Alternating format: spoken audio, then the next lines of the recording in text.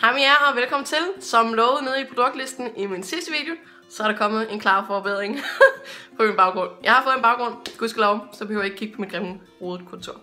Yes, det var dejligt. I dag har jeg lavet det her look for jer. Meget, meget lækkert fersken gylden farvet look med en skarp blå eyeliner. Det er så lækkert, synes jeg, og jeg håber, I også vil nyde det. Hvis I gerne vil se, hvordan jeg har lavet det, så skal I bare gå ud og kigge. Jeg har allerede ordnet min base og min bryn, så det første jeg vil gøre, det er at starte med øjnene faktisk. Og der bruger jeg min Urban Decay Primer Potion i original. Jeg påfører den på hele låget, helt op til brynet næsten, og faktisk også lidt ud på siden af øjenlåget. Også fordi vi skal lave vores winged liner, og den skal også have primer under sig. Efter det tager jeg min Rimmel Blush i bronze og en Zoeva 227. Jeg duber først farven på for at sætte primeren, og så blender jeg bagefter, sådan så vi får en rigtig lækker overgangsfarve fra det næste øjenskygge og pigment faktisk, som vi skal påføre. Jeg sørger altid for at tage en ren blending burst til at sørge for, at der ikke er nogen hårde kanter og sådan noget. Efter det så kommer vi til noget af det rigtig gode, og det er min MAC pigment i farven Rose. Rigtig lækker ferskenfarve med noget guldreflektivt pigment i. Og jeg bruger den sammen med en flad øjenskyggebørst fra Tease Cosmetics. Med pigmentet der er det rigtig godt at tage noget papir og så lægge ned under øjet. Fordi der er stor risiko for, at der kommer noget drys fra selve pigmentet. For det er et lyst pigment, som sagt. Så det er en rigtig fin god idé at have det. Jeg duber det på øjenlåget, så farven bliver så intens som muligt. Og efter jeg har fyldt øjenlåget ud, tager jeg det faktisk også helt op til globelinjen, så vi får en blanding af overgangsfarven og pigmentet. Vi blender stadigvæk efter med en ren blending burst.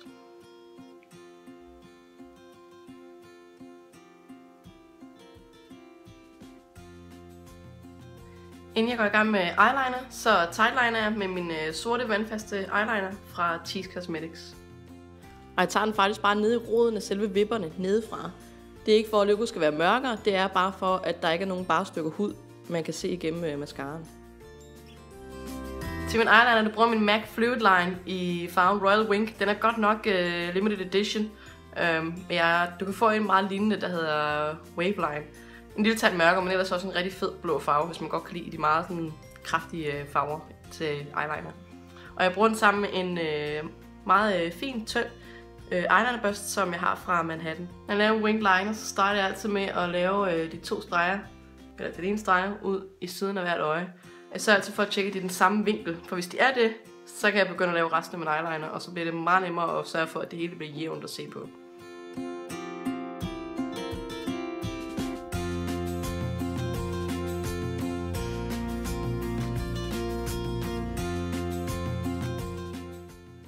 Så eyeliner er klar. Efter jeg har lavet stregen, så trækker jeg eyelineren fra spidsen af stregen af, en linje, og så trækker den ind på øjenlåget. Fyld ud, og bagefter trækker den ind fra inderkrogen og forbandt den sammen med det andet, og fyld det ud. Så det er sådan set, hvordan jeg laver min eyeliner. Hvis jeg rigtig gerne vil se en video om det på et tidspunkt, så sig til. Så må jeg se, om jeg kan finde ud af at lave det på kamera. Til de nederste vipper, der bruger jeg min MAC Pigment Rose igen, sammen med en pencil brush. Og ligesom på øjenlåget, så duber jeg det faktisk på. Fordi det er et løst pigment, så er det meget svært at ligesom børste på. Så du får den bedste farveintensitet ved at bare at dube det på øjenlåget. Jeg putter den samme Tease eyeliner ned på den våde linje hernede. Og ja, det kræver nok ikke en stor forklaring. Du påfører din eyeliner til din våde linje. Det er ikke mere simpelt end det.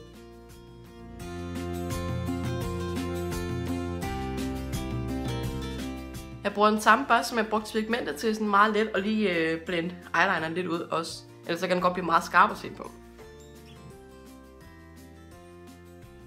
Da jeg havde blendet eyelineren ud, så påførte jeg en lille smule mere pigment til det nederste. Bare fordi jeg synes, det havde mistet lidt af sin intensitet, efter jeg havde blendet eyelineren ud.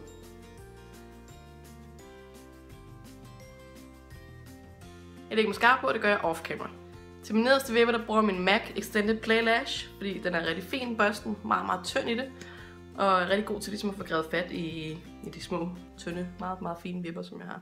Og til min øverste vipper, der bruger jeg min Max Factor Masterpiece Max. Den har jeg brugt i mange år, og Så er jeg bare så glad for. Den giver rigtig god volumen til vipperne, så den holder vi til. Så går jeg i gang med resten af ansigtet, og jeg starter med min NYX blush i farven Taupe, sammen med en Zoeva, hvad hedder den så? 109 Bust. Den ligger flad en, som er rigtig god til at lave contour med. Og jeg lægger farven lige under mit kindben faktisk. Trækker det allerførst lidt ned, og så blender jeg også bare opad, for der ikke er nogen hårde kanter.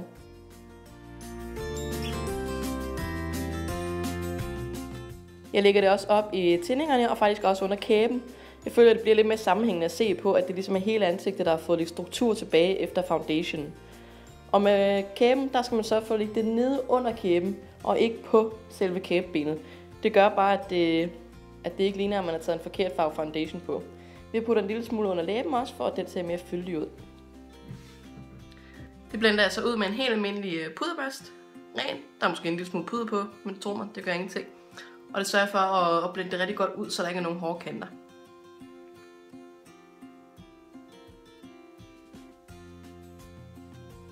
Til at varme ansigtet lidt op, der tager jeg min Immediate Bronzer i farven Sunf, sammen med en Zoeva 101 Bust. Og jeg bruger altid meget lette strøg, når jeg lægger min bronzer på, for vi skal ikke blive orange i hele ansigtet. Det er kun lige for at varme yderkanterne op. Og ja, vi blender også det ud. Så først til trim min highlighter, der bruger jeg min Gush Lumi Drops, som jeg er blevet så glad for her på det sidste. De er virkelig flotte. Jeg lægger det op på de højeste punkter af mit ansigt, altså op på kindbenene, lidt på min næsetip, så den også bliver lækker fremhævet. Lidt på overlæben, lidt på hagen også, det er altid godt. Og til sidst lidt over brynene også. Jeg bruger en finger til at påføre det med, og så bruger jeg en anden til ligesom at blende det ud, så der ikke er nogen, hårde kanter. Trin 2 i highlighting, så bruger jeg min MAC Mineralized Skin Finish i Soft and Gentle, og en flad bust på den her måde, rund flad bust. Jeg lægger min puder og highlighter de samme steder, som jeg lagde Lumi Dropsene. Og hvis man rigtig godt kan lide en sådan meget intens highlighter, og skal vi ikke bare være ærlige, det kan vi jo godt, så er det en rigtig fin metode at ligesom lægge det lag på lag. Man først tager et cremeprodukt, og så lægger man et puderprodukt ovenpå, som så griber fast i cremeproduktet. Det gør samtidig også, at det hele bare holder meget længere.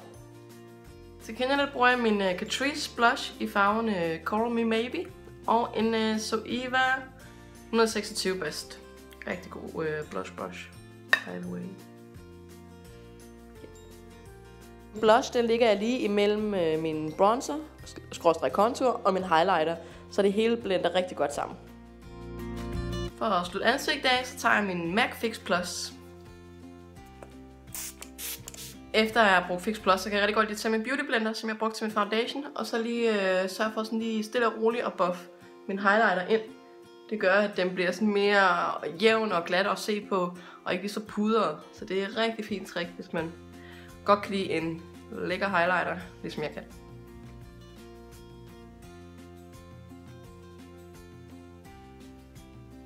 Til mine læber, der bruger jeg min MAC Prep & Prime Lip Primer.